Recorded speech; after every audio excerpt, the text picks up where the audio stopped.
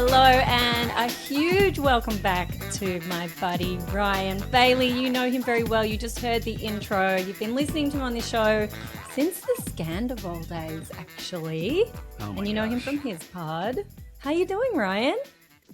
Good. I mean, tired, but that seems to be a consistent thing now. But really not a lot of complaints except for the tired thing.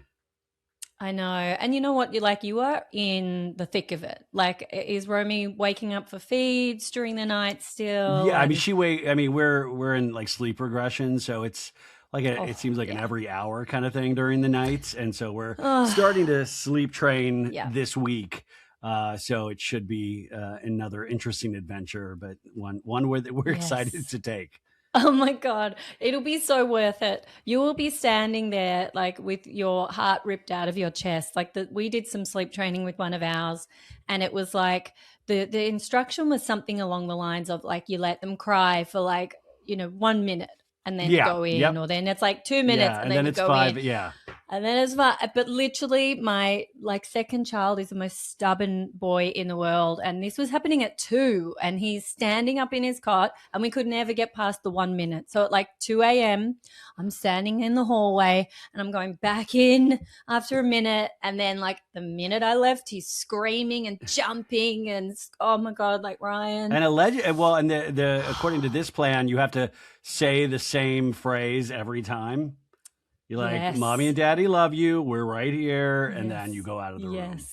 Yes, but leaving the room and listening to that cry, like it truly, doesn't it just feel like your cells are being ripped out of your body? Like it's really painful. Rebecca's going to have earplugs. So I think I'm going to be responsible for this and do it. And so it should be an interesting journey. Oh my God, Ryan, you're a brave man. It's so hard. It's so hard. It's like, everyone with kids knows it's like the most beautiful gift, and we are so blessed and lucky, but it is so hard. It's the hardest thing I've ever done. Yeah. And I've done some hard things.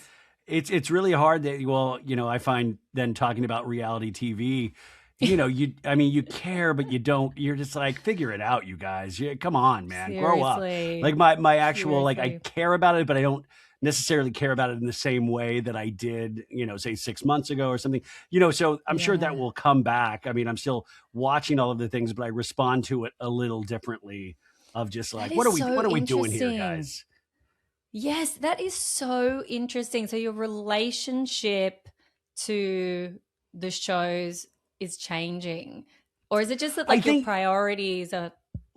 I think it's a mix of priorities and a mix of, I would rather be, I'd rather be hanging with my kid, hanging with Romy, or, like when you're knee deep on like the Valley recap, you're just like, oh my God. And that's like highly triggering because Dodie has like at the time they were filming the same age as our daughter. And so you're seeing, we're not fighting with each other like Luke and Dodie are, but there are similarities where you're just like, it sends a chill down your spine. Oh, so you're standing over Rebecca and demanding her to like have sex with you now? Yeah. Pretty much. No, like we're not struggling with anything like that, but it's just like Kristen Dodie, she was talking about sleep regression last week or the week before, and you also then have to take into account if you're trying to piece together the mystery of these people's human behavior, you're like, well, you really kind of got to throw out a lot of the things Kristen Dodie is saying this season, because, I can't believe she was filming that quickly after giving birth, because listen, I'm not going through hormonally what Rebecca is going through, and only she can speak to that. But it is a lot. I mean, there's a lot for me, but there's way, way more for her in what she is dealing with, where I can't imagine shoving a camera in her face directly after that. And then, and then just being like, good luck. So I think it'll be interesting to see Kristen Dodie next season. And I'm not trying to make excuses for any of her behavior or anything, but I do think this is a real thing. I mean, she talked about going through postpartum depression and really finding out what she was going through after this season wrapped. And then really trying to starting to figure out things, figuring out her health, her body, her mental state. And, that is a big part of this. And I feel like you have to take that you have to take that into account. Now, there's no, I mean, Luke has no excuse. I mean, if I hear about this guy complaining about not being able to go fishing like one more time, I mean, I feel like there's Seriously. a weird sense of male entitlement that doesn't come off that, because like these are real feelings, right? And we encourage people to Yeah. say their real feelings, but it also seems so personally driven by his own wants and desires, where it's like, yeah, man, it's not about you right now at all Yeah. for the next year. Yeah, totally. Like, what about Kristen? I'm sure she would love to be, doing her old life as well. But, like, no, you are dedicated to this baby who needs you around the clock, sometimes like every minute of every hour, and you have no idea what's wrong. Why is she crying? What is going on? Like, what do I need to do? Is she going to Yeah. live? Is she breathing? Like, Yeah. and you finally sit down and then you hear the screaming again from the other room. And, like, I mean, it's just such a roller coaster, and I'm like mortified for Luke that he has behaved this way in general, and then actually had it filmed. Like I the know. I mean, things, I that's mean, there's a real trade-off. I mean, I don't think people really think about the trade-off that, it's not that these, people are like, I always joke about thank you for your service, but in a sense, yeah, you really are trading in a lot to do this. And yeah, it's really, public perception of who you are, and you're like, well, that's not mm, who I really am. And but the whole point about being on a reality show, I've always said, is that it's like, it's you doing your thing and then the audience being able to comment on what they see. And reality yeah, television, that's how it works, more so than I think any other media driven, it's like, we'll talk about the Odyssey, but we also realize, oh, yeah, this is based on like, this text that they have. And we can, but at the end of the day, I know that I'm not offending Odysseus. Like he's not here yes, to be offended. yes, They then, even to this day, still don't seem like they fully understand what they sign up for. And then you have to hear them, oh, I'm being treated so horribly by the fans. And yes, it gets so parasocial and weird, especially with yeah. Love Island. But I mean, thank Oh, God. yeah. I mean, if those Love Island kids, I I really hope it's worth it, because I don't think we don't know what the long-term effects of being on a show like Love Island will No. do to any of these kids. Seriously, okay. This was my first season ever of watching Love Oh, wow. Island. And I know it wasn't like according to the people and the lore of like Yeah. seasons gone by, this wasn't the Ugh. best season. But for Yeah. me, I was like, whoa, like I'm so in. But then it was just Really, like, you were so in. You didn't think it. I mean, I yes, thought it was a good commentary on where young people are, I guess, into. I just thought the conversations were completely lacking. I thought it was so surface yes, level, and I thought, oh wow, shocking. We found out that men don't think with their hearts; they think with something. I mean, like, I feel like it's all of these things that we already knew. So I don't think they were cracking any sort of code. I just think they were no. reinforcing all of the stereotypes that are out there. Yeah, 100%. And I think I was just so in shock the first couple of weeks that I was just watching like softcore pornography Yeah. and orgies that felt like that they had no choice but to participate in. Like, it was like, well, we're all doing this. So this is like day one, we're all making out with each other. I'm like, what is I this know. Yeah, show? like Like, I what? was like, wait, can't we nervously work up to this like over a couple of weeks? Yes, seriously. Can I And by even the way, like remember find out they're your doing name? this.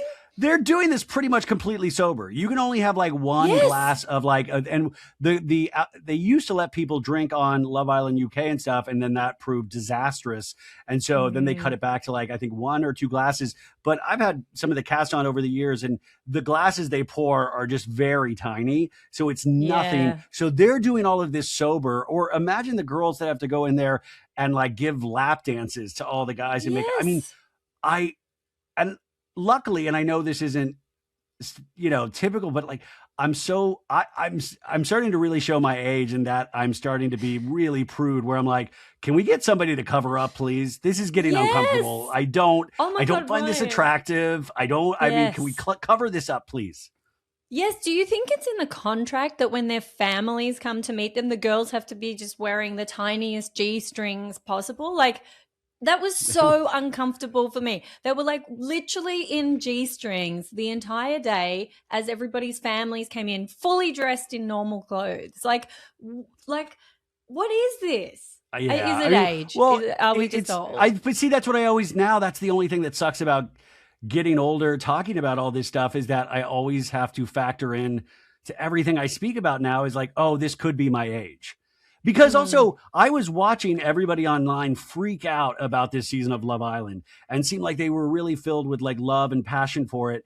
And there's a part of me that loves that. I'm like, wow. But it's like, I want to feel what you feel. And I wasn't feeling it. Yeah. Now, granted, I also have to take into account that we had a newborn. So like on top of I'm having to watch an hour and a half of Love Island every night. I wasn't in the best mood. It wasn't a fun gig. It felt like a full-time job. But there's been seasons past where I was looking forward to it. I got such a kick out of it. And like anything, it's like we bring our own experience to whatever we watch or read or listen to. Yeah. You know what? Like, I think it's a fair point to say, like, you were just in the newborn bubble and it's like you've had like, I don't know, a double dose of an SSRI. It's like there's a little bit of a high, but there's also a little bit of a numbness. Yeah. That's like that happens, and so. But can you age out of a show? I mean, can you? I mean, I think that's the other thing too, is that sometimes I feel like we yearn for a deeper conversation. Like, I don't feel like we really got to the heart of any of those kids. Like what really like you got small things, but there was never a deeper and I know they're not going to sit there and have a political discourse or anything like that. But my God, like how were you? Listen, we found out even Melanie, there were pictures where she used to be a plus size model. Like, I would love to hear about her experience with that, and then losing the weight, and like, did that change her perspective on, how like that would have been a fascinating conversation to have. Yeah. And I think that's what's hard about a show like that. It's turned around so quickly that they're not aware of the conversations that we're having on the outside. And they're not participating in the conversations where, like, Bravo celebrities, they're on Twitter or Threads or Instagram, like sometimes responding back too much to us in the moment. And a lot of it's like, well, that was filmed 9 months ago. I'm changed a lot. They're thrown into this madness after they're done with their 6 weeks on the island. And, usually you see them. I mean, it's really hard to come back down to earth. Yeah, I completely see that. And, maybe I was like just caught up in the gimmick of it all in the beginning and the hypersexuality. And I'm like, whoa, just trying to keep up with the game here. Like what happens? And then, so we peaked, and then I feel like it just like flatlined. And the last couple of weeks, I will say, I was watching it like, oh, hurry up. Like, do we really need to watch every single person do the exact same activity? Couldn't we just get some highlights? Do we have to go through going through each person in every single challenge? And then all the dates that just like went on for what felt like 800 hours. And as you say, there was no meaningful conversation. It was just like, I'll fuck with you. Yeah, I'll fuck with you too. And that's kind of like, and then they would go and say something completely opposite or ridiculous to the next girl. Yes. I mean, I think the thing that you really, I walk away from still appreciating is just the technical aspect of it and the production of it, the way they're able to turn that around, like, put music on it. It really, it makes, I think, everybody else in reality television kind of stand up and go, oh, we got to get our house in order a little bit more. And I think Bravo, you're even seeing a tighter production schedule and a release schedule than you did a couple of years ago. And I think that's, I don't know, but I do believe that's probably a direct correlation with Love Island, 2 seasons ago, season 6, when it really popped off, with Ariana after Scandal. I think it really showed them like, we got to tighten things up a little bit. Yeah, and it's so shiny, and it's like it's got all the right ingredients. I just think the music leads you. The music tells you exactly how they want us to feel. The quick cut editing, the music, and to me, that's like, wow, you're leading the audience, and I think it's that part of it's kind of brilliant. Like, if you're coming back from Casa Amor and Bryce, really wants to see Trinity, and Trinity's crying over Bryce, and then you see that running together as the music swells. That is a very romantic moment. And that Totally. is, I'm sure, driven by how they feel, but it's also driven by the editing, the music, and all of these people working together on a timetable. That just Yeah. happened two Yeah. days prior, and we're seeing it 48 hours later. Incredible. Like, really, what a machine to be able to pump Yeah. all of that out like that. Incredible. And I've caught a bit of heat on TikTok, which I never really frequent, but I like popped one of my Instagram videos up there where I was saying that, look, I didn't fully believe that Anaya was that into Carl. I think it was like, Oh, be careful, uh, man. If you say that's the other thing, it I inspires such know. parasocial fandom that Oh, yeah. people get scary. Like I said, Yeah. you didn't watch the season, but last season, Nick Alandria, who just broke up last week, that if you watch that season, everybody that happened very late into the season where they got together. And it was Okay. really, I mean, production really made that moment happen. If you watch it, because you have this ridiculous moment where Alandria pulls up and it's like, Nick, get in the Jeep. Come on. And he's like, what? And then they get back into the game, and then, Wow. leads to a year later when they broke up. But there was so much, but if you speak ill, not, this is what I don't understand with fandoms is that, especially with couples, it's like, can't you like two individuals? Like, Yeah. I can like both of them and think they're stars, but why do you have to like them Yeah. together? Like, what Yes. is the thing there of like, it's okay. And also, when you're young, you sometimes, you're not meant to be together forever, and Yes. I don't know, but they seem to, I mean, there's like death threats that get involved in these things. To me, Oh, that's pure it's insanity. wild. Pure insanity. Pure insanity. And I will say that the comment section over there on TikTok, it's like 100 new interactions a day. I have to check and just be like, oh my God, okay, I got to go through it. And it's like 50-50. There are half the people are saying, no, I agree. Like, they were only together like a week or something, and it was great for Anaya, but she was recovering from the humiliation of what happened with KC. And in real life, who could like turn their feelings around that quickly? It's I just like know. not real, right? And that It's doesn't hard. mean Like, she couldn't potentially fall in love with Carl one day, but I just didn't feel like they were, like, it just felt like it was being forced down our throats a little bit with the whole fairy tale and and I just relationships wasn't. are built over time, and Yes. time will tell on any of these relationships, but I Yeah. didn't walk away from this thinking anybody was destined to be together.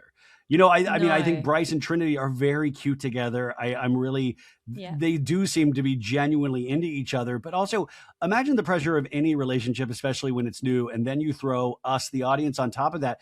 Anything they post gets like 2.5 million likes. Like, really think Yeah. about that for a second. Like, if you're Crazy. lucky, if you consider it luck, you can get a couple thousand likes on a post. Like, that's like, holy moly. Yeah. Imagine like 2.5 million. That is so hard to Insane. comprehend. And then if they love you because you're together, or that's how you perceive it, that's a lot of pressure on that relationship, because then you feel like you're potentially letting people down if your heart doesn't feel a certain way. Yeah, 100%. Like, what does that do to the psyche of a young person whose brain hasn't even fully formed yet, to have millions of people weighing in on your daily life now? Like, there's been pictures of Melanie and Sincere just down the Yeah. road Yeah. from This you on weekend. Sunset. Yeah. I saw Like, you, that. you gotta start hanging out on the streets, Ryan. And by the way, Um, no, I do absolutely do not need to be hanging out on the streets. But see, that's what's so exciting about getting older, is that I don't care about that stuff at all anymore. I don't yeah, imagine if I'm trying to get pictures with Melly and Sincere, like, I'm already creepy for what I do for a living. Imagine I'm then trying to, like, hey, Sincere, can I get a photo? Oh man, you're Mela. dope. Like, come on, man. I don't know. Those things I crack me mean, up, but Ryan, I have to say, when I was in LA in February, I was in WeHo and saw a notification that Bronwyn Newport was pulling up at the Abbey for a Sunday brunch, and I was literally around the corner. And so I listen, ran that's different. You were around. on vacation. You were on vacation. You were doing your thing. I mean, you were on Rumspringa. True. It's fine. Yeah, I was. Um, Yeah, I was. no, I, I don't know. It's one of those interesting things just to think about what they're potentially thinking about, but I feel like it's Yeah. so much pressure. But I also want to point out is that at this point, there's enough information out there to know this is the behavior that it inspires. So I feel like if I feel like there's a bit of ignorance if you say you go into these things blindly anymore. I think there's enough, even with just a light Google search, the kind of reactions and things like that, and really to truly be celebrated, you're going to have to go through a personal hell. Like if you use an Ariana Maddox, if you use a Sierra Miller, if you use any of these, you're going to have to really go through something that deeply hurts you that will then have people championing you for job opportunities and things of that nature. And even then, it's going to come back around where then people sometimes will start hating you for that success. It is really vicious. And that's why it's like, everybody just study to be accountants or something. Like, nobody's like, that accountant, I hate that guy and how he looks. Gross. Did you see where he went to dinner last night? Ew. Yeah, what a loser. No, nobody cares. Nobody cares. Yeah. But what's the reality for these people? Like, you come out of the show, you've got 3 million followers. Like, what is the future? Is the future now I am an influencer and I make money off content deals, and that's 100%. That's life now. That's the name of the game, is that they become content machines, and there's a couple different forks in the road. You can choose to really lean into it immediately, or you can be more selective. So obviously they have the opportunity to go on the Beyond the Villa show, which then follows it like a reality show. But I don't believe they're shooting it directly after the show like they did last time. So I think they're giving a little space, and I think it's not going to premiere until early 2027. Or maybe I read something. So they have the opportunity to do that. But Nick and Alandria, they chose not to do that show. And I thought that, that's really smart, because, Bryce and Trinity, I doubt they will do Beyond the Villa, because I think they're going to have the first pick of all of these amazing opportunities. But then, what happens is, you'll get your traders opportunity. Maybe a couple years down the line, you could be eligible for Dancing with the Stars, because Peacock has an exclusivity on you for a year. So people are like, Kinsey needs to go on Dancing with the Stars. Kinsey can't go on Dancing with the Stars for at least a year. So they signed you to an exclusivity pact. Wow, I didn't know that. That's really interesting. But, I wouldn't be surprised if Bryce could get convinced to do Beyond the Villa if Zach's doing it. And he was like, come on, you got to do it with me. yeah. I could see that. Yeah. I could see that. And by the way, they might pop up, but I think personally, it's better if you are a little more selective at this moment, because I think the money is there and it's, really quick, easy cash grabs. But I think if you are looking to be in this industry for a long time, not a good time, I think you really got to be selective, like Rob Roush was from season 6, where he really turned down a lot of things. And then he eventually accepted the Traders. And the Traders, he won that season, and he was great. It reignited people's passion for him.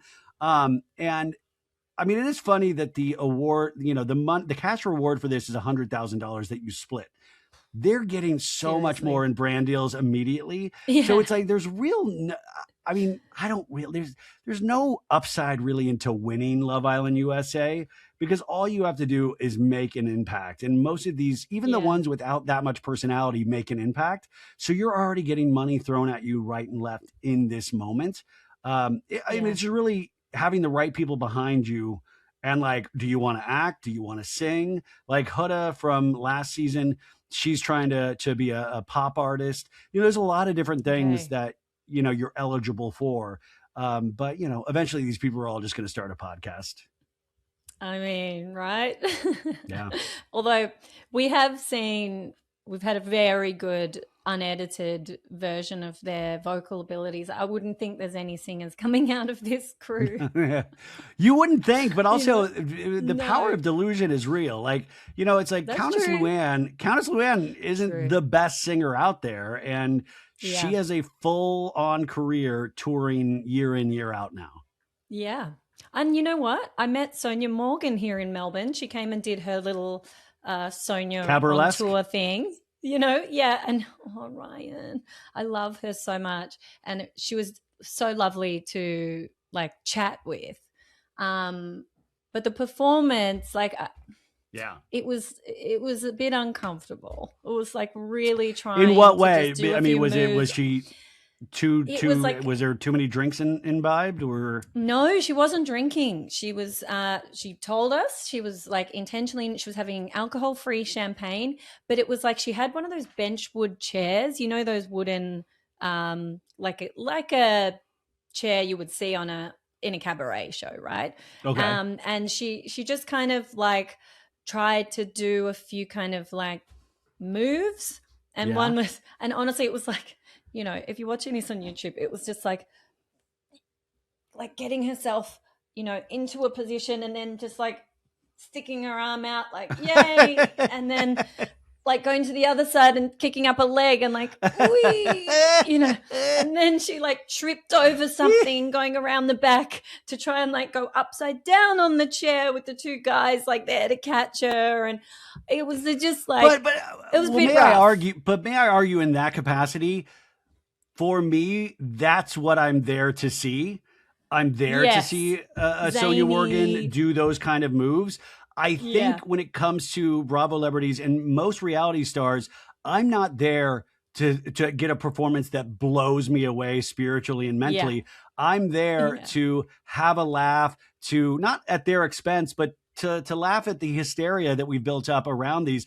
I think there's also, it's like you're there out of love, out of supporting somebody and supporting, their obliviousness or their ridiculousness, or just because you like them. And I think with Bravo celebrities, that's a lot of it. There's been very few Bravo celebrities that I'm like, damn, this is really good. Like I'm enjoying this regardless of who they are. And I mean, that's so rare. So, I mean, the more ridiculous, the better. I want to see the most, like, it would be like Meredith Marks DJing, Yes. It's like, which we've seen. We saw her do that at BravoCon, right? Exactly. But she's not there, like, fun. taking records out and spinning. Like, this is already a pre-recorded, it's like, you know what you sign up for the most part. So true. And, and Sonia, like the main like meat of the show, she had some drag performers there who were great. And then she was doing some like story time and Q&A. And anytime somebody pulled out a phone, she was like, there's no filming of any of these parts. And she had somebody thrown out. Like she stood there screaming for security because somebody had their phone out. Because she didn't want anyone like, getting the tea out there. So like, I mean, as long I won't spill it, but it was nothing. If she's given the best tea, you've heard. Was it amazing tea? Was it like, oh, thank God that's not out? Yeah. Not really. She talked a little bit about the show. She seems to really have it out for Dorinda. She said like she was really like lots of sort of comments about like Dorinda, alluding to like, the worst person, or answering a question about like who was the most whatever, and it was always like Dorinda. Like, well, didn't Dorinda really say Sonia was like there was more men in her, like the Holland Tunnel? Oh yeah, but that was like 15 years ago. She needs to get an easy pass. Those things those things never go away. That's that's the I've really come around to the thought of that spinoff, The Golden Life, which I mean, do you guys have E over there? E Television? Well, yeah, I mean, I have ways of getting everything, but we definitely have the E channel, but that's you have to have like it's like cable, if you have what's called Foxtel, which is our cable network. E is on there. Yeah. Yeah, I mean, I'm really interested in seeing. I don't know. There's something about where I'm like, wow, it's like if Dorinda is still fighting with Sonia, like if they can really mine these old relationships, and I mean, it might work. And I keep saying on my show, I'm like, this is a really interesting concept in the sense that if it works, it could be a real landing pad for like places like Real Housewives of Miami, which is on pause. Like, I'm really interested to see if, not that Bravo made a mistake, but because Bravo didn't want to do this with them and they let them go and do this. And I do wonder in the end if this will be a mistake for Bravo or if this will be good for everybody involved. Well, yeah. I mean, I think probably people of our like original Housewives fans are all going to watch this, surely. Like these are our people. As much as we may not agree with maybe their personal politics or, you know, some of their behavior and that kind of thing, like it's kind of like our crazy aunties that we've just known Yeah. forever. And so I think we'll be following them down. I don't know if will the Gen Zs who didn't originally like they weren't there for any of this, will it be attractive to them? I don't know. Maybe it really is just catering for us elder pop culture Well, in purveyors. all it has to really work with is like certain tastemakers. And if it can work with the right Mm. people and the right young people, it can spread. I mean, it's like every time I don't give young people like a chance, they usually end up proving me wrong, which is sometimes refreshing. Mm. Or you'll see a Yeah. young person, like, God, I keep saying young person. I don't know what to, but I'm just saying like they'll speak with like a weird eloquence that I don't expect, that kind of Yes. disarms me, that they, obviously understand a lot more than I give them credit for. And so in these things, Yeah. if it's good, if it's good, now if it's bad, I don't Yeah. think they're going to give a rip. But I also still Yeah. think there are so many bad reality shows out there that are still eaten up like with a spoon and everybody celebrates in terms of a younger audience. Yeah. But if you can do bad and good at the same time, I think there's a chance that they can do it. They might be able to do Yeah. it. And I was really initially negative about it. And now I'm starting to come around because I'm watching old Real Housewives of New York seasons.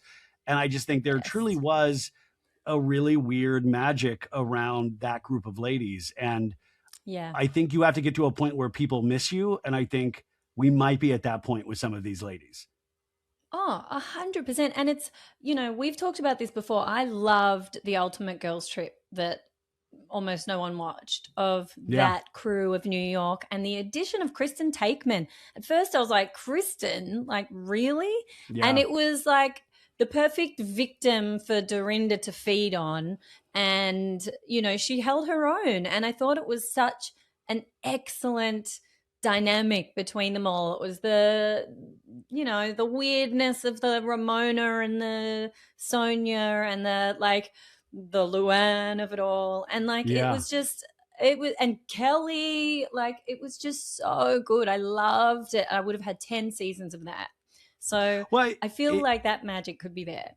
yeah. And I think, I now, speaking about, getting older and watching something back and relating to it differently, I always say that with Real Housewives of New York, is that when I watched it, when it first came out, I thought, oh God, I hate Alex and Simon. Oh my God, disgusting. And now I watch it and I'm like, it's the true love story. I mean, it's like, that's Yeah. all we can hope, is that somebody gets into our, like, like there's a weird companion for everybody. It's like, yeah, that's not my cup of tea in a relationship, but my God, we have somebody that you guys appreciate each other's freak. And there is something kind of beautiful about that in retrospect, where you're like, God, she's the most sane one on this show. Yeah, everybody's fighting, and she's just sitting there going like, hey, could you not talk about my kids that way? Or, you know what, it came off offensive. Like she's so weirdly normal. Like Simon's the weird one, but she's more, the weird thing is that how into each other they are, and they're overly sexual, or they'll hint about how overly sexual they are because they like hooked up immediately on one of the world's first like email dating sites. And I mean, in retrospect, though, it is funny. Like I used to really dislike them when it was first airing, and now I can't get enough of them watching. Yeah. Did I tell you when we caught up that I met Alex and Simon at the airport? You did. Yes, you did. And you said she was really nice. Yes.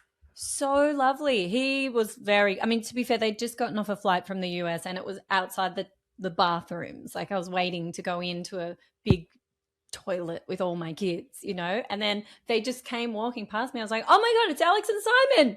And like it just came out. And Simon was like, and sort of shuffled into the bathroom. And Alex stopped and chatted and was lovely. And we were still in contact. And she's, done a doctorate in psychology, and he's now a lawyer. Like they're really actually incredible. Well, what I love is that I think they got out at the right time, because they were at the times when you still had like the Housewives blogs on the Bravo website. And Yes. Simon was getting so deeply involved in the women's issues and fighting with Jill or fighting with Ramona and like Yeah. leaking things to Page Six. And, at the time you're like, oh God, they're going to be, they're going to make everybody's life miserable. And then they pulled themselves out of it. They stopped chasing Yeah. that sort of, B-level fame. And in retrospect, I probably think I think it's probably the best thing they could have ever done because, like you said, she got her doctorate. He's a lawyer. Their kids are growing. Like I was hearing her talk about her, like one kid is like a genius, and like that probably was the best thing that they could do overall for their family was just to leave it all behind, go overseas, start their life. I mean, that to me is like worth so much more than watching Bethany Frankel like chew with her mouth open, yelling at people, having to stick her nose. Like there's not enough oxygen in the room for Bethany Frankel. And I just completely think differently than I did when I first watched it. Completely.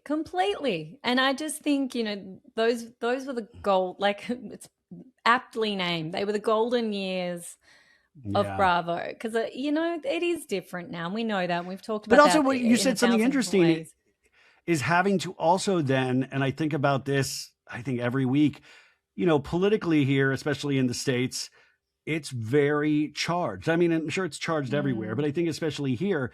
And I didn't think in 2006, I wasn't thinking, I wonder who they voted for when I would watch this show. And now it's something that you do think about. And I don't also think anybody should be ashamed. I mean, you're almost forced to think about that with everybody. That's just how the political parties have charged things, is that you have to take that into account with everybody now. And that's the thing, is that I always say, well, I'm not looking to any of these women to give me any sort of social cues on how to live, on how to vote, on how to, I mean, in fact, if anything, they're teaching me how to do the opposite of everything that they do. But I know also a lot of people aren't like me. So I really go back and forth and argue with myself. Is that, am I just making people that I don't necessarily support in their beliefs? Am I making them more powerful at the end of the day? Yeah. That's a really tricky one, isn't it? Because especially someone like you, you've got a huge platform and you should be changing the world, Ryan. Like, what are you doing? And I feel like I am. I feel like, I mean, no, I don't think about it at a time. But you're right. But you are right to a degree, is that I don't really talk politics on my show. No. And there are times when I will talk about something if it really is bothering me, and immediately you either get it from, I'll get shit from both sides. I didn't do this hard enough, or I didn't say this. And sometimes, as Lisa Barlow would say, it gets incredibly frustrating because you're not going to be able to please everybody. And you can't really, it seems these days, you can't really fully, you're never going to be able to explain. If somebody has a belief, it's really impossible these days to be able to change that belief. There is it is so primed, and people are so set in their ways.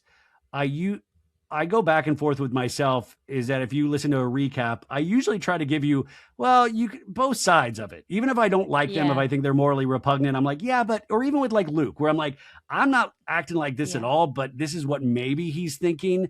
And I was talking about this on the Patreon the other day. I really sometimes hate that about myself, because I would like to just be like, no, F him, screw him, what a douchebag. Hey, I'm just not built that way. And maybe in the end, that's like some sort of secret power, but it doesn't feel like that. It feels like, but it's authentic to you. I don't feel like you're being like so careful that you're not being honest. Like, no, I'm not hiding. Like, I don't agree with this. That... I don't feel like this.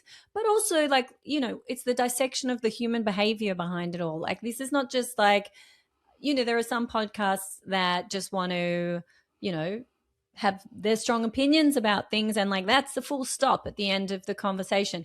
Whereas you're kind of saying, well, I don't like this. This is what I'm thinking. But let's also look at the bigger picture, and maybe there's this. And remember this other person from another show who had this kind of arc, and, we all kind of like spun on a dime and started to feel differently for this reason.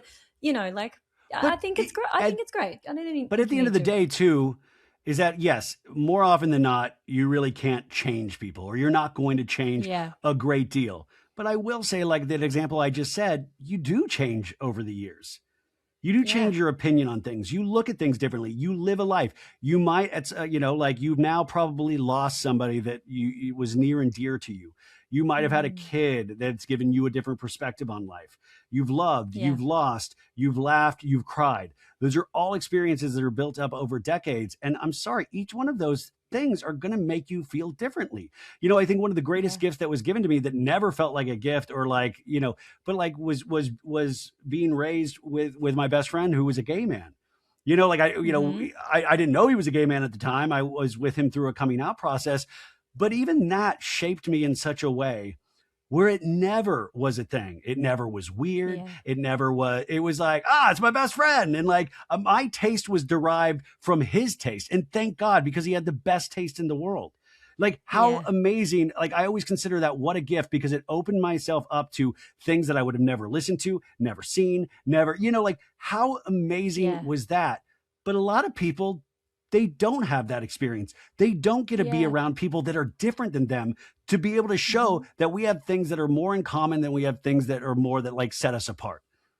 By the way, sorry guys, I got way too like I love this. Pulpity. Philosophical. So I'm really tired, you guys. Yeah, sorry. Let's make a fart joke. You're doing your best work, Ryan. This is great.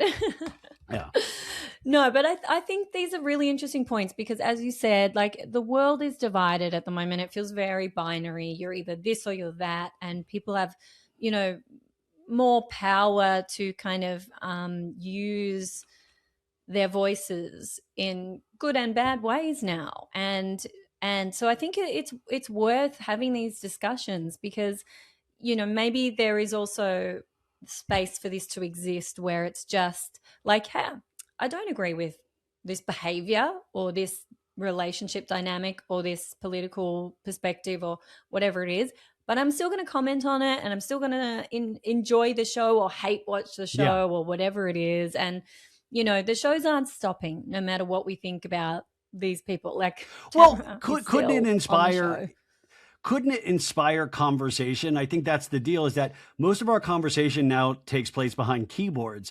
And so even me, where I use social media as a form of, weird OCD relief to get a stupid joke out there. I don't use it for like deep things or stuff like that. Like a lot of, some people do. But what I will read, though, is like certain comments. And it'll scare the crap out of me. You're just like, you feel so beaten down. Yeah. I don't mean comments given to me, but comments you'll read on a post where you're like, well, this is pretty cut and dry. And you're like, oh my God, no, it's not cut and dry. They're saying some of the most insane, horrible, scary, dystopian things that you've ever read that literally makes you scared to go out your front door. And that's what the thing you realize is that, man, you got to go out your front door because the experience is so completely different. And my dad always says to me, or used to say to me, he fought in the Vietnam War, and, growing up, he was just like, you can do whatever you want, but I will not allow you to join up for the armed services. He went to Vietnam, an 18-year-old kid from Columbus, Ohio. And, saw some of the most insane things for a kid, and you have to, really imagine what that's got to be like for somebody that didn't want to, he was drafted. So he said, back in my day, though, you would be able to be like, you'd have a disagreement, even if it was political.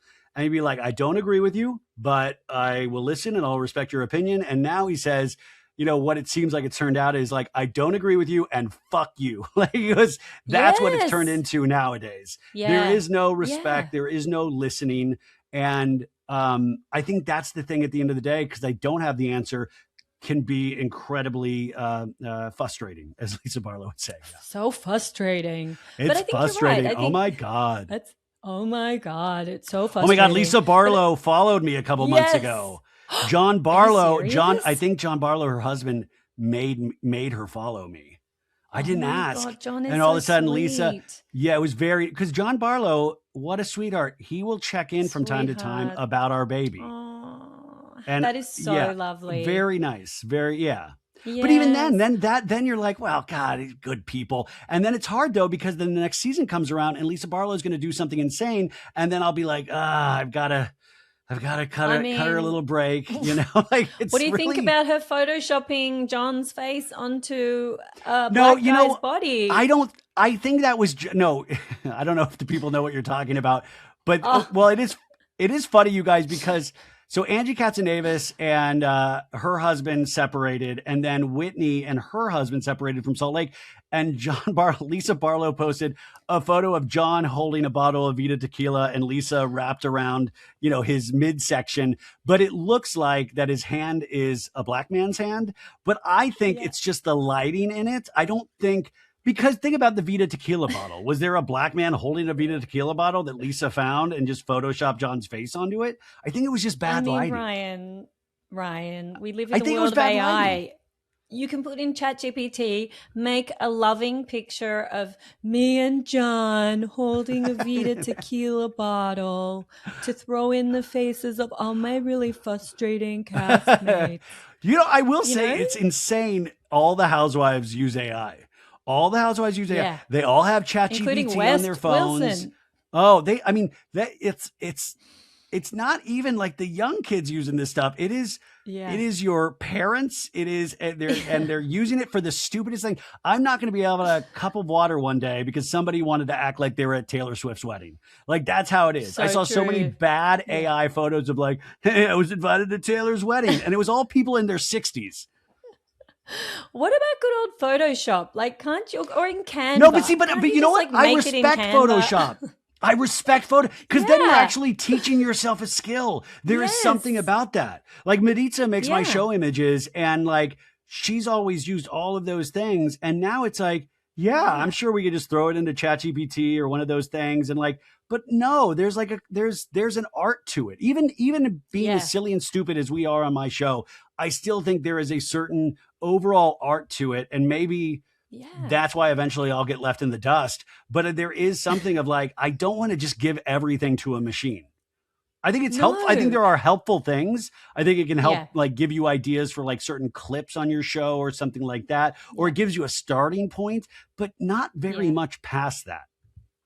Yeah, I know. It's really interesting watching, some of them. I mean, it goes way back. Remember Teresa Giudice was like posting some branded content, and she literally like just copied and pasted whatever the publicist had sent her.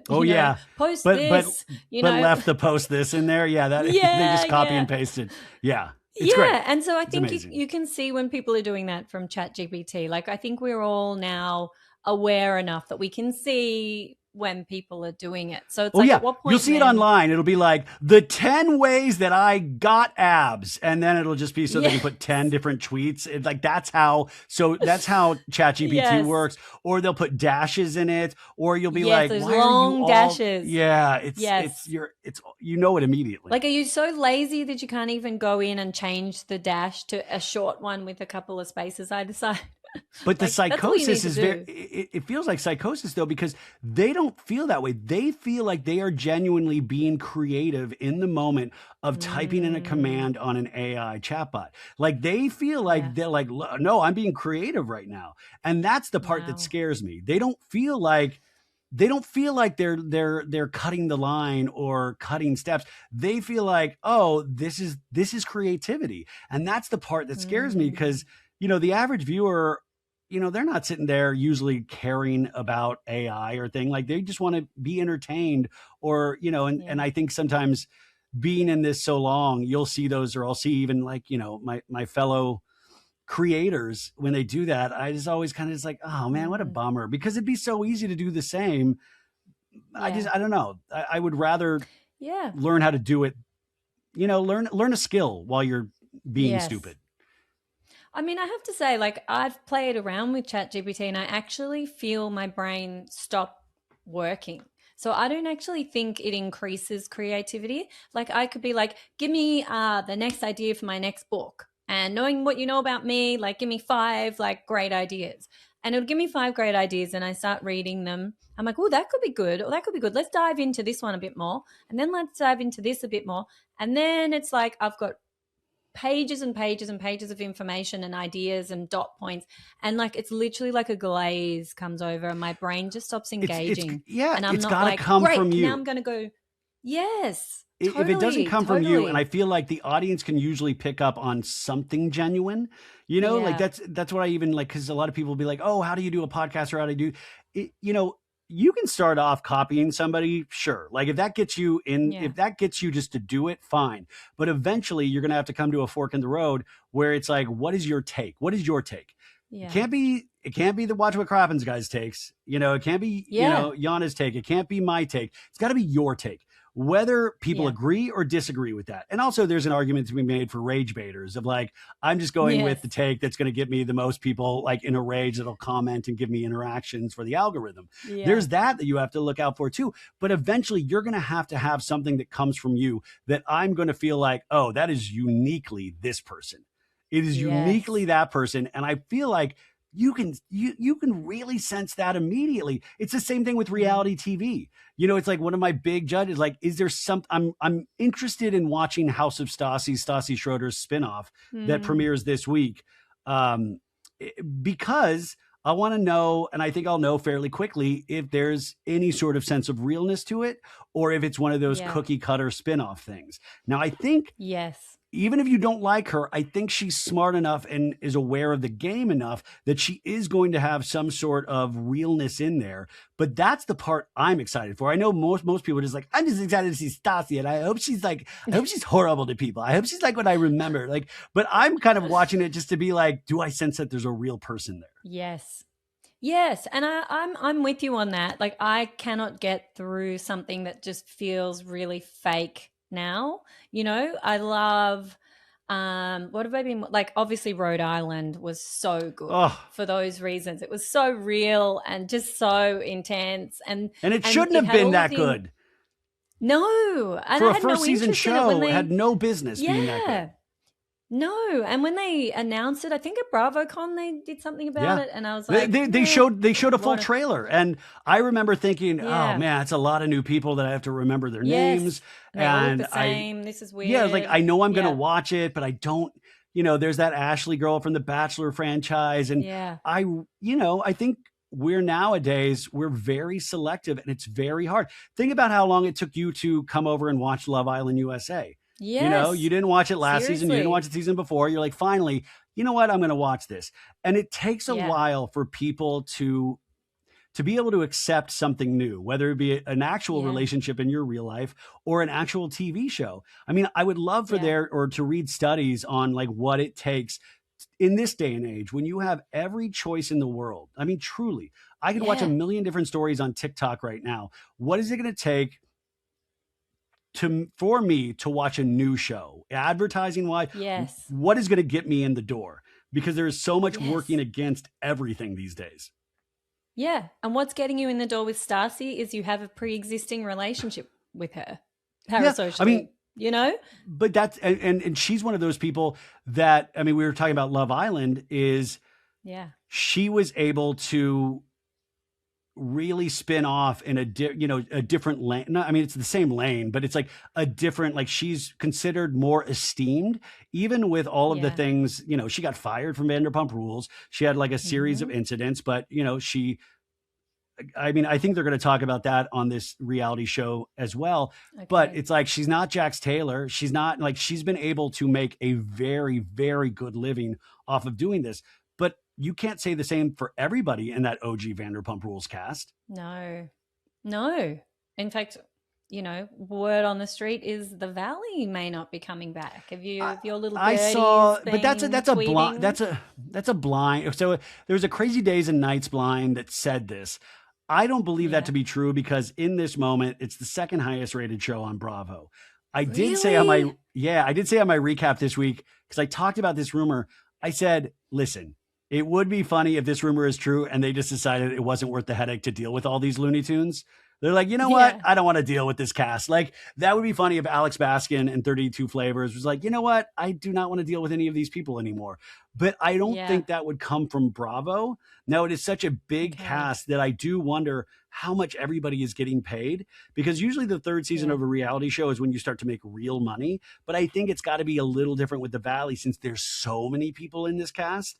But I keep asking, like, if anybody knows the paychecks, please reach out to me, because I'm so personally curious about this. But no, I don't think that show is going that show's not going anywhere. No way.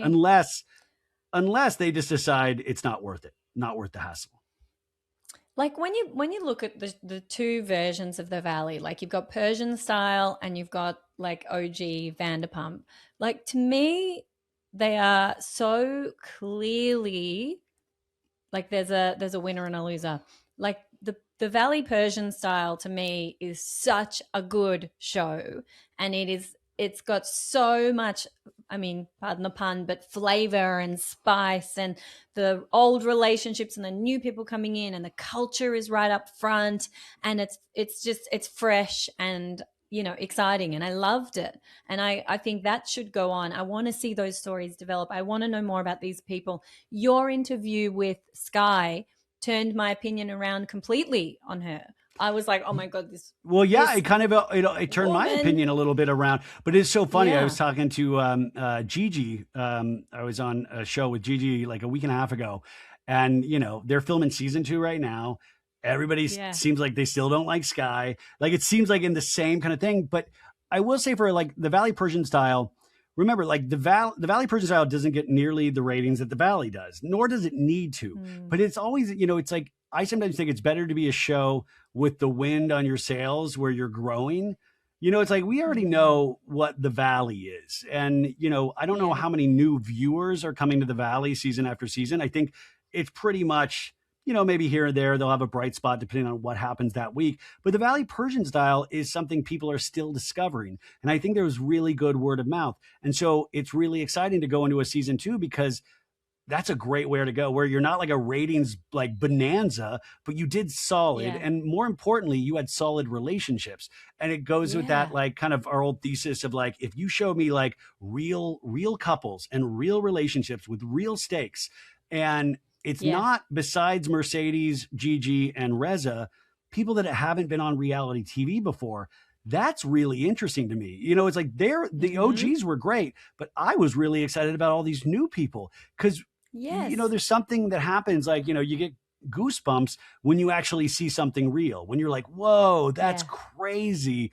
And I really, so it's really exciting for that. But, you know, it'll be a make or break season, because if it does great, amazing, you probably got a season 3. But if it doesn't, you won't move past the season 2. Yeah, like Martha's Vineyard, Summer House Martha's Vineyard. I loved it. I thought that was so good. I thought that had all the same kind of juice and characters and existing relationships, just enough new people, just enough drama, that it was all real. I cannot believe that was axed. Like, I would rather watch all of these shows, honestly, instead of, like, I find the Valley just so like, oh my God, it's so draining. And my big joke nowadays, anymore. My big joke nowadays with the Valley is that I'll get so uncomfortable where I will excuse myself to the bathroom, because I'll be like, you guys obviously need your privacy. I shouldn't be here right now. I'll be back in a couple minutes, you know, because I just feel like I shouldn't be watching this. It's so like deeply personal. So uncomfortable. But it's just, it's different. Is that even Summer House Martha's Vineyard, which I thought the second season was better than the first, you know, what I always try to gently remind people is that, remember, there's corporations that produce these shows. They're not like, hey, you know, these corporations aren't like, oh, we're all family here, you know, we believe in you. No, it gets more intense every year with these companies when they streamline and they buy each other out. Is that, you know, you really have to perform in a way that, like, metric wise, they can really tell if you're a hit or you're getting the right numbers between the 18 and 32 age group that the advertisers desire. You know, all of these things have to add up. And it's really easy to be able to throw out things like, well, God, well, they just don't believe in quality. They hate, you know, they're just not giving it a chance, but they'll give these other shows a chance. Unfortunately, I would love to agree with that, but sometimes that's just not the case. We just saw that with Ladies of London, which I personally thought was fantastic. They're not giving that a second season. Good. And Andy was just on his radio show, I think today, saying like, guys, it wasn't about anybody suing each other or something like that. He was like, no, just the numbers weren't there the way we needed the numbers to be there. And that's what happens, unfortunately, with business. It's like I have the luck, or you even have the luck of like, we can keep doing these shows. Like I do this show out of a tiny little, tiny little space. I edit it myself. I put it up myself. Like these is all like, I can choose when I want to stop this. I might get canceled for something I say, but I'm not going to get the show's not going to get canceled.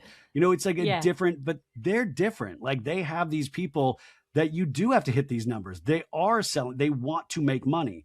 And it sucks because we're long past the days of going like, I mean, remember, like even shows like Seinfeld over here in the States, when it first came out, it was a horrible bomb. Nobody believed in it at NBC. There was one guy that believed in it. It was like, okay, we'll give you a second season, but we'll give you like an 8-episode order. And they still didn't believe in it. And then like there was just one moment that kind of worked. And then that led them to a third season. But if they hadn't had those first 2 seasons to start bonding as a cast and start like, they wouldn't have actually had quality to get. I mean, there's so many things that have to add up. But like, I think we're even past those days of getting 2 seasons to like find out what it is, to let something flourish.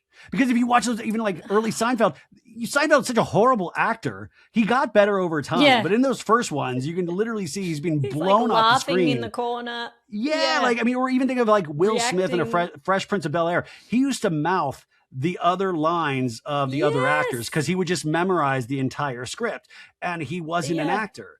And I think that's the thing is that makes me sad because I feel like, oh my God, we're going to miss out on so much great art and great reality TV because it's going to have to hit these numbers. And sometimes to hit these numbers, you're probably going to do things that are not necessarily real.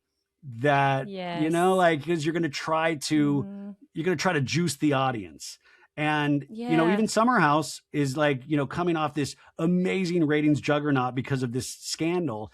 But, the first Summer House was always at risk of being canceled up until I think season 5. Like, you would not be able to have that Summer House in today's world. I think it would have been canceled after the first or second season. And now look at them. They're going to be the biggest show on Bravo next season. Yeah. You know what's interesting? Obviously, I've watched every episode of that show since the beginning of time. I don't understand why they was it an Emmy nomination? Like, is it literally just because of the scandal? Like, outside of that, what is the show? No, I can actually tell you exactly why they got one. And I agree with why they got one. Is that really, it's not based on any of like Kyle and, Sierra. It's not them. It's really when a production takes something and they ride that wave and they re-edit things and they structure something so they're able to build. Like, this is exactly why Vanderpump Rules got the Emmy nomination when they did in the Scandal season. So all of a sudden you're re-editing things. People are looking at it from a different angle. And then you're throwing on a very intense reunion. You're picking back up cameras. You're doing things where the production comes alive. When then towards the end, when this actually starts to be real, they're kind of re-editing here and there. And so that is an Emmy nomination for that production crew. That production crew came together and really, as a team, and like I say, I'm not saying in the front of camera, but behind camera, they made that that reunion like a real event. I mean, and I think so. You're giving it for the overall production, but I know what you're saying. Like, if that didn't happen, probably no nomination, even though it would have been a great season. But I think it's reacting on these circumstances in the moment and being able to successfully stick a landing for a season. Okay, that makes so much sense to me. And now I absolutely agree. But doesn't that make you, see, that excites me. You're like, wow, because I bet there have been people that have worked on that show, from what I've heard, for many, many seasons. And it's got to even wake them up too. You're like, oh God, I gotta really do my job now. I gotta really, and it also then, somebody asked this on the Patreon, it's like, how do these reality shows get put together? Like, how does it work with logging and stuff like that? And it's like, they will film all day and somebody's in a van logging every bit of footage.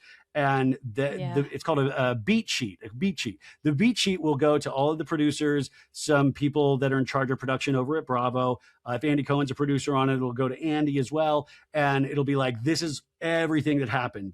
So Carl cried about Kyle not supporting his business. Lindsay ate 2 bagels and burped really loudly, and it was funny.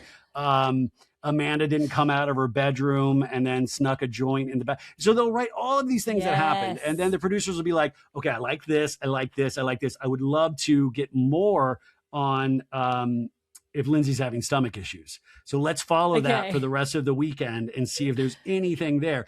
And you're like, okay, so it gives this kind of like small outline that you can build off of, because then you can string like, oh, Carl's upset about Kyle. Okay, so we can follow that throughout the whole summer, right? Because Carl probably not going to talk to Kyle because he's too nervous to. So he's not going to talk to him immediately. He's probably not going to talk to him the next weekend. But if we can get, Carl bitching to more people in between these 2 weekends, I think on that third weekend, we'll be able to have a confrontation of Carl and Kyle. So that's how some of these things are done, and kind of they're able to build in the moment. Oh my God, Ryan, I can see like numbers and maths equations like all around you at the moment. Like, we know it's, this is making so much sense. I said this the other day. I said, man, if I could do this, if I could do my life all over again, I would really try to be either an executive in television or like boots on the ground production, because isn't this exciting? I think it makes up for sometimes, if, like my feelings about Love Island, the characters themselves or something like that. But if you think about the production, it really is exciting, like to put a puzzle together. And especially if you have an appreciation, you're like, oh man, I love these types of puzzles. Then you're like, oh, like if you can really put love into it, I think the audience can overall feel that. 100%. So do you think then with Summer House, that person in the editing booth would have had to go back, like the scandal breaks, and then they're like, okay, now we have to go back and look through all of those beat sheets and find every time Amanda like hugged Wes. My understanding, this is my understanding, I could be wrong. My understanding is that there is a computer system where everything is logged into. So if you write West hug, you'll have 800 things that pull up of West hugging. So they're logging all of the footage. So remember, and Summer House is even more complicated because there's 50 cameras spread throughout the house. So you're having to log everything. I imagine, and it would be such a treat to be able to talk to one of the production people at Summer House, I imagine it's got to be a nightmare to log all of that footage.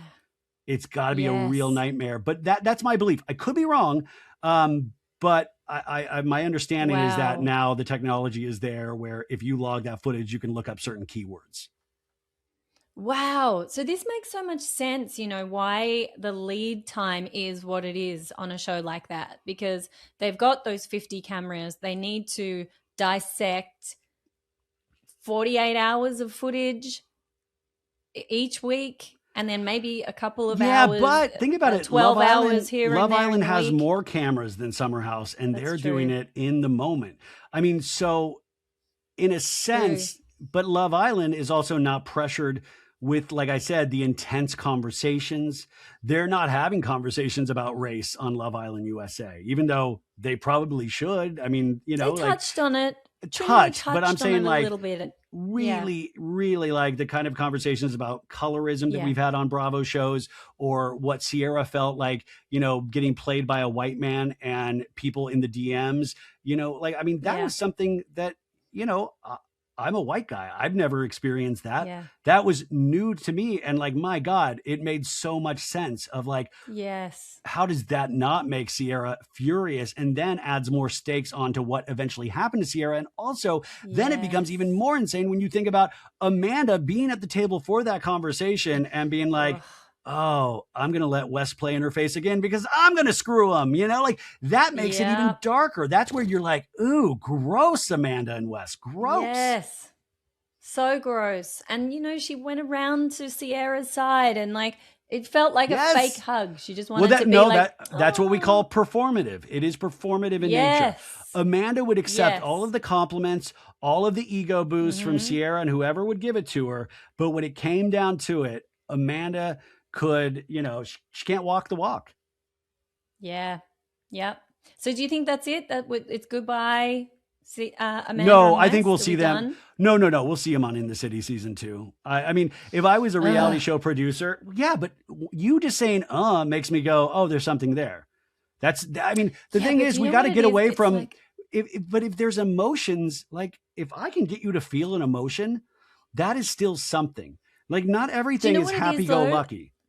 No, no, and I'm with you, and we need tension. And you are the one who taught me and made me think differently about the people that I like don't like and don't enjoy. Some of them are your friends, Sheena. But you know, you made me think about it differently. Like we need certain characters on these shows, which so I can appreciate that. However, um, it's like Amanda's voice is like nails on a chalkboard to me, and I just don't think she actually really like. There's nothing that she could say now that I will I believe. know, I know, Like I know. nothing Well, is authentic, or I don't even think it's true to herself. I don't think she even knows what she oh, thinks but and that's it. feels and She believes. doesn't know who she is. I mean, I think there's No. I would say tragic figure, but sometimes tragic figures you're interested in, and I'm not necessarily interested, Mm, but I will say no. I guess sometimes it's interesting to watch a paper bag. It's like sometimes you're just watching a paper bag float in the air, like on that movie American Beauty, What and you're was like, that? oh, American? yeah, Yes. American Beauty. There's so much beauty in the world. It's like, oh my God, we're Yes. watching somebody. Listen, I would have mad respect if they got that opportunity and they turned it down. If they were like, you know what, we want to Yeah. not be in this, but they all want it. They all want it. You can Yeah. sense that Wes is missing it, that he wants that attention, he wants the clicks, and I think if it's offered, they will do it, and Yep. they will be villains. Um, Mm. but I mean, listen, there Slash is a part perpetual of me that wants victims. to know how they interact with each other besides just the bars. Yes. And imagine the Yeah. first I think time they're just that we like, see Amanda kiss West on camera, we'll be like, we've "Oh seen it. God." We've seen it. We saw it at the baseball. No, but like on a Bravo show with like Kyle Mm. there, like it would be Oh, insane. oh, yeah, yeah. But yeah, but like I just feel like there's enough there, and this is what happens to me all the time. Like I believe in those little engines that could, like I feel like I would love to see Whitney and Kenny, and Lindsay and the minions, quote unquote. Like there's enough kind of tension there. Danielle, there's so much like discomfort in watching Danielle, and she does feel very incongruent on the show. I'm not, it does not feel. It Yeah. feels like a weird casting choice, but I understand why she's there. But like, I just feel like there's enough there. I think there's I mean, I think the bones of a show are there. I don't think it really knows what it is yet. And I think Mm, it wouldn't have made it past the first season if not for the scandal. And so I think yeah, now with that scandal, they're going to be able to kind of rework and really rethink what they're trying to achieve here. Because you see Lindsay at the reunion and like, she's like, it's like blood, sweat, and tears. She's working harder than anybody yeah, on that stage so much where I'm like, dude, chill out. Like you're yeah, so strong that you're like so intimidating to everybody else on that stage where yeah, remember we need somebody to be able to Danielle was just like, you know what, I've learned not to comment on Lindsay's relationships. We don't yeah, want like no you have to be able to comment on that. We need somebody yeah. that doesn't give up. You need somebody that's be able to speak up, like not against Lindsay, but like have those conversations that Yeah. are potentially awkward. But she's such a strong reality show character that Yeah. it'll be interesting. Oh, so interesting. Yeah, and I think Georgina was surprisingly strong. She I was was great. I loved her. for Loved her. most of the season. I was like, not really sure how she fits in here. And then the way, like her at the reunion, my God, she was killing it, She's great. holding everyone's feet I to the got to fire. do a quick interview with her and she really cracked me up. She made me laugh. She was a Yeah, real person. And I'm really excited. She came off like a real person, and Yvonne's yeah, husband, Nick was on the show and he barely speaks in the first season. He was a guy where I was like, oh, I'd yeah. be friends with this guy. Like we've kind of Wow. stayed in touch here and there. He's about to be a new dad and he's Yeah, great. I'm like, oh my God, this guy's a real, if you can find ways to encourage people to like, be more comfortable. I mean, it'll be interesting. Hey, Jana, I'm getting yeah. text from Rebecca. You I gotta gotta go. call this. I gotta go. You gotta go. She needs me. So Sorry, Okay. I'm yeah. Lots of love to Rebecca. Lots of love We've got to a you. new dad. He's got to go. Sorry to your Mwah. audience. I Lots hope of I love. did. As always, over talk. But I get so excited. This is so fun to talk about. New dad's got to go. 100%. And I can't believe it. It's actually really far over. Okay. But you got to come on Thank you, my Ryan. show soon so we can continue the conversation. Okay. Okay. I would love that. I'll hit up Sandra and we'll make it happen. Okay. Cool. Okay. Right. Bye, guys. Bye.